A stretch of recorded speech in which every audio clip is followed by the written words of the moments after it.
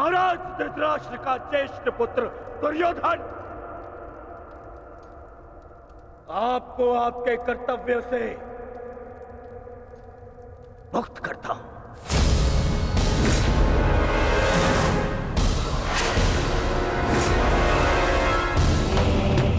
बताए क्यों पितामह? क्योंकि आपसे कहीं अधिक विश्वास मुझे मेरे मित्र कर्ण पर है, उसकी प्रबलता पर है। क्योंकि आपका हृदय तो सदैव पांडवों के हित में ही सोचता आया है।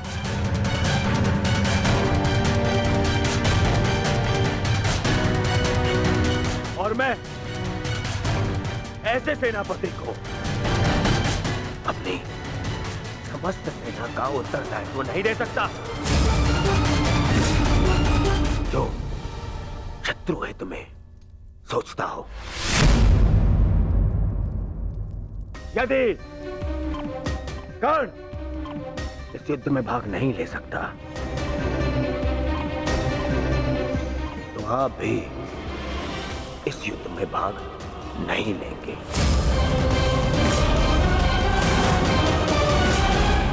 यदि तुम्हारा यह निर्णय है दुर्योधन, तो यही सही। मैं स्वयं को इस युद्ध से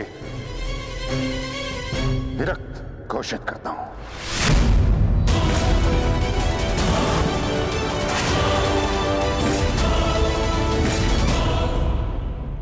मुझे आपकी आवश्यकता नहीं है।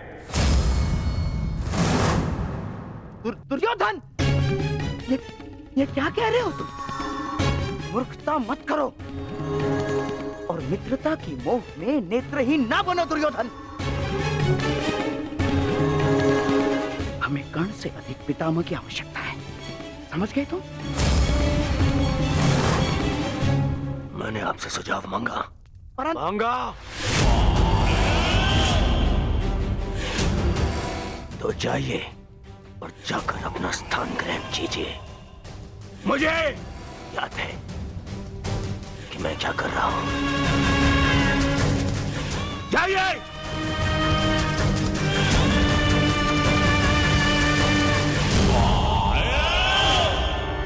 नहीं महाभाई, युवराज ने जो कहा क्रोध में आकर कहा।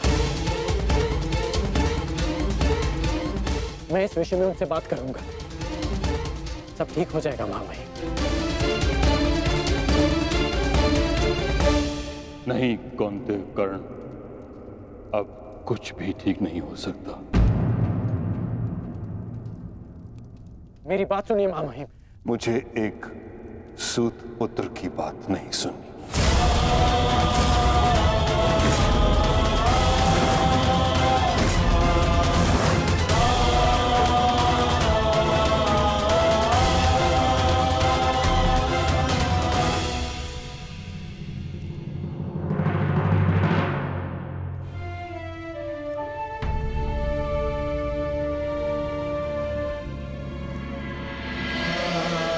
कुरुक्षेत्र में तुम्हारे विरुद्ध खड़ा प्रत्येक योद्धा तुम्हारा शत्रु है पार्थ, जिसका तुम्हें वध करना है।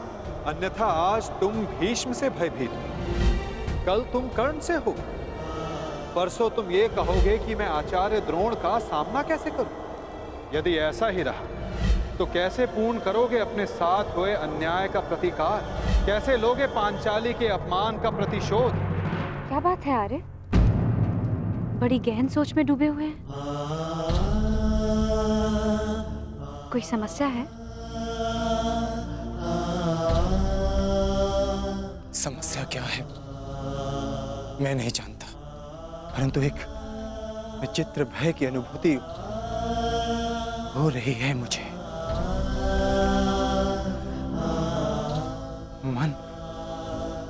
मन बड़ी दुविधा में है। कैसा भय और कैसी अनुभूति?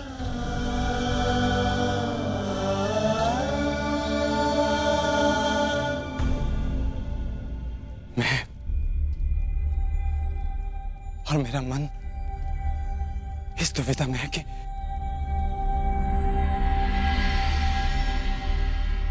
क्या यह युद्ध उचित है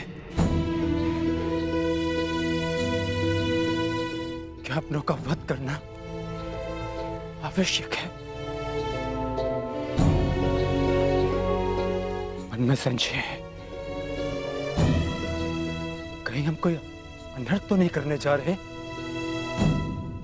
अनर्थ तो उन्होंने किया था आर्य। भूल गए लक्षाग्रह, भूल गए वो द्यूत सभा, भूल गए मेरा चीरहरण करने का प्रयास। वो वनवास, अज्ञातवास स्मरण नहीं आपको? ये अनर्थ नहीं, अभी तो इस समय का सबसे अर्थवान कार्य है आर्य।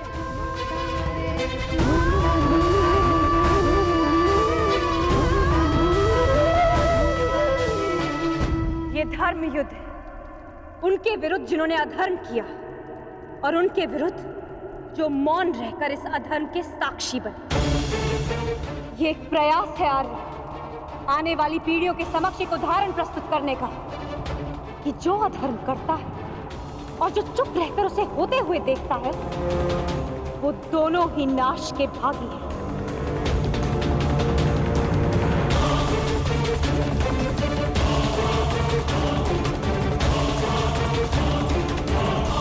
आप अनावश्यक रूप से स्वयं के मन पर बोझ डाल रहे हैं आर्य।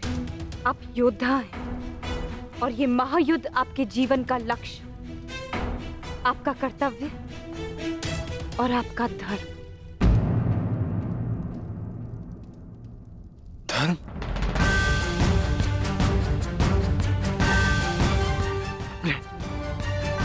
अपने पितामह पर शस्त्र उठाना कैसा धर्म है? गुरु का वध करना कैसा कर्तव्य है? विराट युद्ध में जब यही लोग आपके विरुद्ध धनुष बाण ताने खड़े थे, तो क्या ये उनका कर्तव्य था? प्रतिज्ञा से बंधे होने का बहाना बनाकर अपनी कुलवधू की लाज लुटते हुए देखना, क्या ये उनका धर्म था? और ये मत भूलिए आर्य, आचार्य द्रोण ने अपना प्रतिशोध पूरा करने के लिए पिताश्री के विरुद्ध आप सबको युद्ध में झोंक दिया था। आप तो अधर्म का प्रतिकार ले रहे हैं।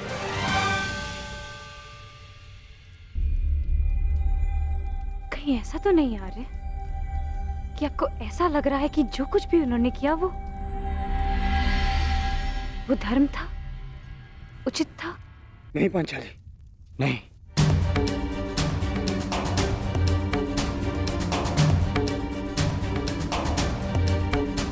जो उन्होंने किया वो सर्वथा अनुचित था,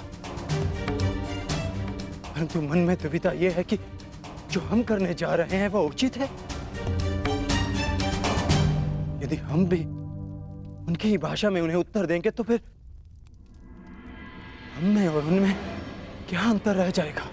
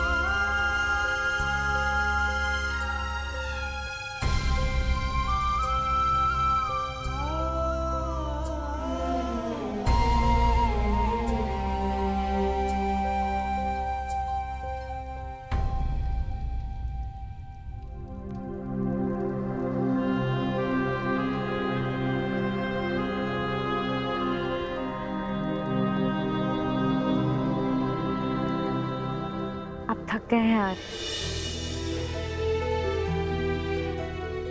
विश्राम कीजिए, सो जाए। सो जाऊं? कैसे सो जाऊं पांचाली, जबकि मुझे ज्ञात है कि कल प्रातः मुझे बाण संधान करने हैं जो मेरे परिजनों को मृत्यु की नींद सुला देंगे।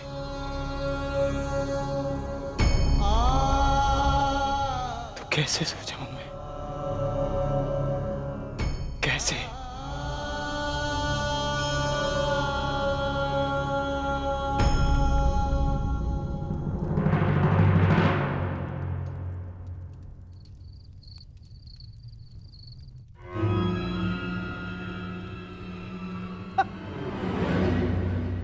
साम दाम दंड भेदेन अस्माकं विजयम निश्चितम।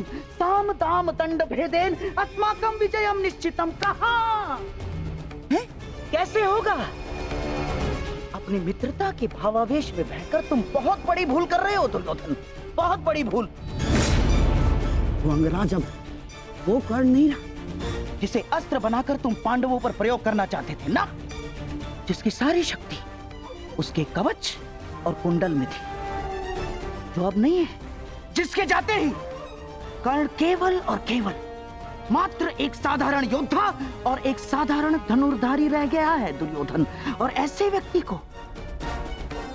व्यक्ति को तुम प्रधान सेनापति बनाना चाहते हो?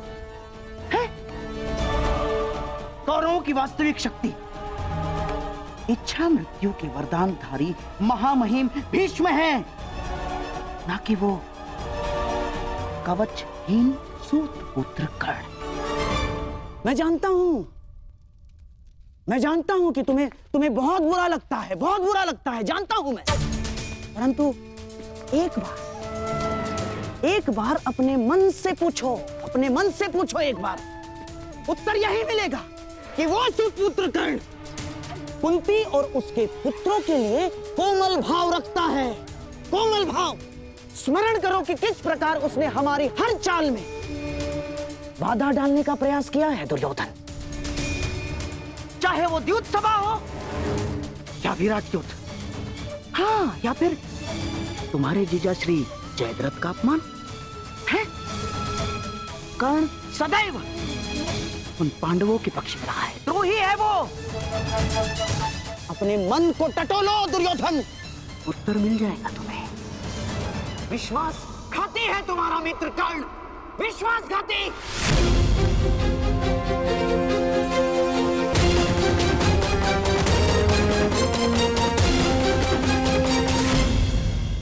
ये क्या कर रहे हो? कुछ नोटिए।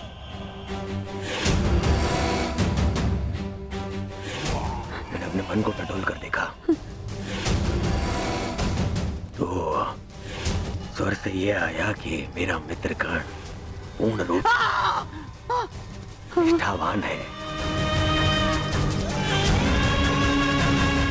एक और स्वर मन से निकला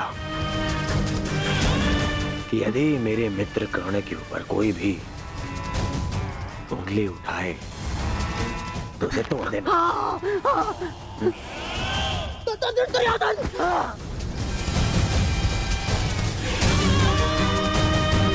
केवल इसलिए कि आप मेरे मामा श्री हैं, बार बार मेरे धैर्य की परीक्षा लेने का अधिकार नहीं मिल जाता। भविष्य में स्मरण रखना, जब मैंने अपने संबंधियों को क्षमा नहीं किया, उन्हें 5 गांव ना देकर इस महायुद्ध का आह्वान कर दिया, तो आपका नाश करने में मुझे एक क्षण भी नहीं लगेगा।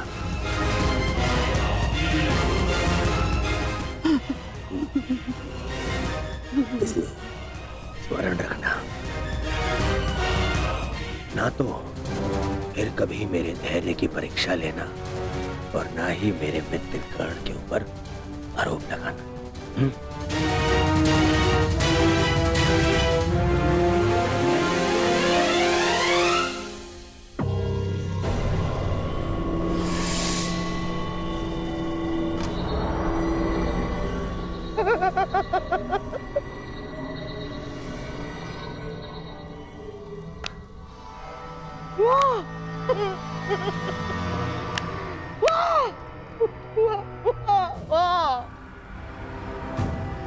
मेरे होने वाले सम्राट, वाह!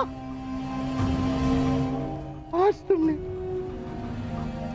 उस पुत्र के कारण अपने उस मामा का अपमान किया, जो अपना सब कुछ त्याग कर तुम्हारे हित के लिए, केवल तुम्हारे हित के लिए अपनी बहन के घर श्वान बनकर बैठा है। तुमने उस मामा का अपमान किया जिसने अपना श्वास, अपना ध्यान, अपनी आस, अपना अभ्यास सब कुछ न्योछावर कर दिया अपने होने वाले सम्राट के लिए। तुमने उस मामा का अपमान किया दुर्योधन, जिसने साम दाम दंड भेद युक्ति कपट छल कुचक्र षड्यंत्र सबकी पराकाष्ठा कर दी। क्यों?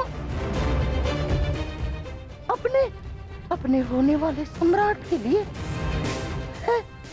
और तुमने उस मामा का अपमान किया उसके लिए जिसने अपना कवच और कुंडल उन पांडवों को दान में दे दिया। साधु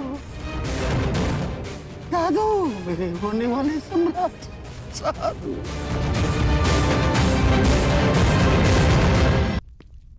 नहीं पिताश्री, मुझे महामहिम का निर्णय स्वीकार नहीं है। मुझे तो युवराज दुर्योधन का संदेह उचित प्रतीत होता है।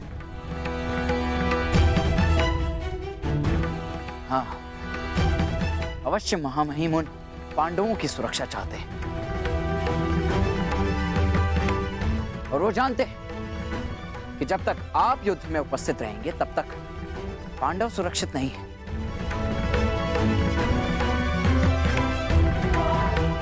तभी वो आपको युद्ध से दूर रखना चाहते हैं।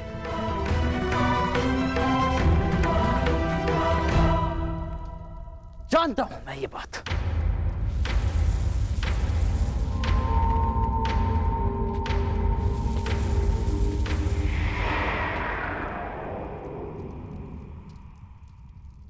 शांत हो जाओ पुत्र।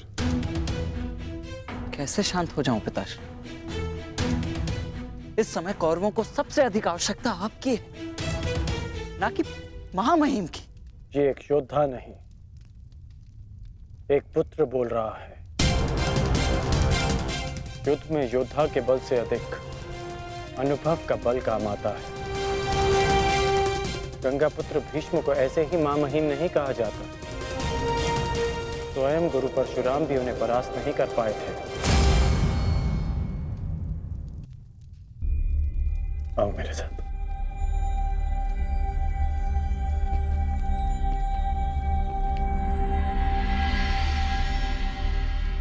जब तुम भीतर आए थे तो बाहर कौन था?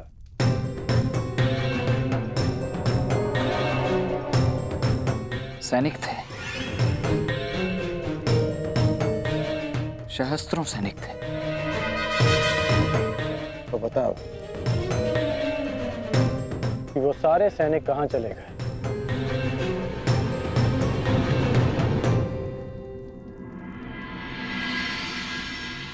हस्तिनापुर में चारों ओर ये सूचना फैल रही है कि महामहिम कौरव सेना का नेतृत्व नहीं करेंगे।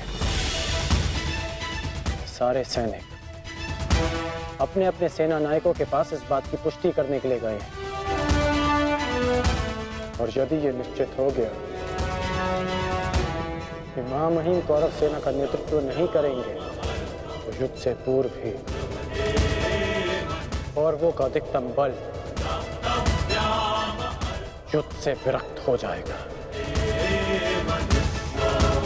ये सारे सैनिक अपने प्राण हथेली पर लेकर इसलिए लड़ते हैं क्योंकि इन्हें विश्वास है कि उनका सेनापति उनके प्राण व्यर्थ नहीं जाने देगा, कि उनके जीवन के बदले में उन्हें विजय मिलेगी।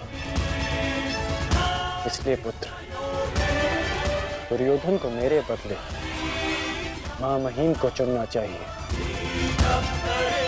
क्योंकि महामहिम के पास सेना का विश्वास है। तो अब आप क्या करेंगे पिताश्री?